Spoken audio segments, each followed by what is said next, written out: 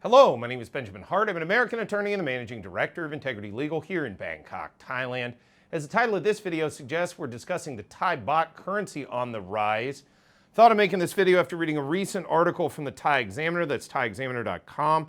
Article is titled, "Sea Change in U.S. Market Sees Baht Rise Sharply. Ailing Thai Economy Still Ekes Out Tepid Growth." Quoting directly, Ung Ing, that's the current prime minister's nickname, takes charge as business leaders are buoyed by the retention of Pichai Chunhawajira and his team. All eyes will be on the new government's economic policy amid a fast-rising baht. With the stronger currency impacting exports and tourism, fiscal policy and investment decisions by the new government are crucial for stability and even maintaining marginal growth. Yeah, I'm always very skeptical of the notion that really a lot of government intervention is all that necessary and or helpful. Sometimes yes, sometimes no. Thailand has a very different history with these things. Top-down initiatives tend to be done differently here, but it's a system that sort of works.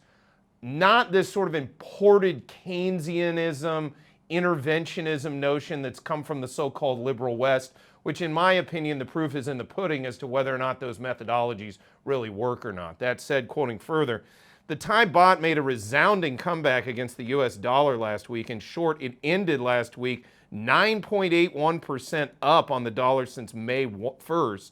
The rise comes with a sea change in financial sentiment sparked by weakening US data. Suddenly, funds are flowing back to Asia with a recovery seen in Bangkok's stock exchange of Thailand. Yeah, look, long story short, and this is not a dig on America per se. My personal opinion is, barring some serious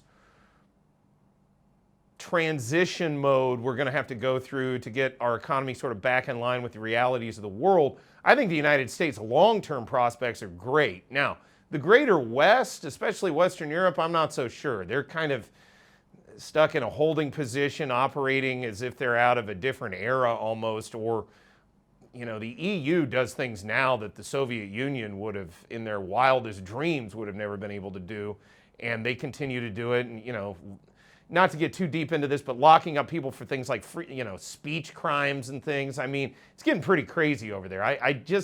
Then meanwhile, as far as economic dynamism goes, look, Eurasia and East Asia, this is where the action is going to be. I mean, by any metric you look at, and meanwhile, you know, all of the new rail infrastructural projects, Thailand itself has been pursuing its own infrastructural projects here in the kingdom, and we're going to see more trade go through here as it increasingly becomes an entrepot for, you know, international business.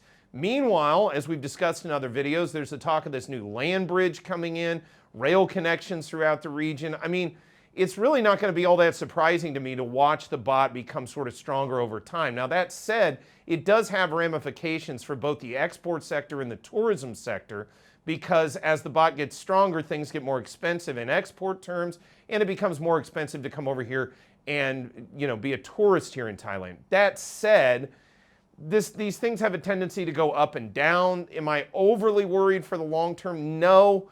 But again, we are going to see some transition phases as time moves forward with the changes to not only the economic outlook of the West, but the geopolitical situation worldwide and the geoeconomic relationship changes as we see Eurasia rise and increasingly industrialize. That stated, the outcome of this remains to be seen, and we'll certainly keep you updated on this channel as the situation evolves.